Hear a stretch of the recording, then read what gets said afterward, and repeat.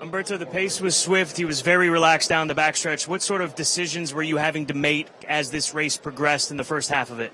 Look, at the beginning, when I see then, obviously, Johnny, after when we pulled up, he said he get left at the gate, so the horse was trying to jump the rail.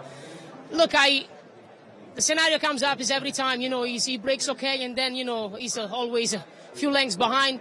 On the backside, I have the trip I won. I just have to pick and choose wherever I want to go.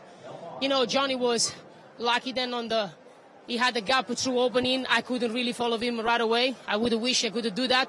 But still, down the lane, he had a way better horse. My horse, he kicked really hard. He's 3 years old against the older horse.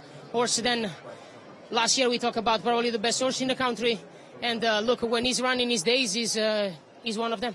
What will you take away from this race and this experience against older horses that could potentially be used in a race like the Breeders' Cup Classic? Look, I think definitely, the older horses, they will have an advantage. Even if we talk about at the end of the year, I think the horse is going to be even way better next year.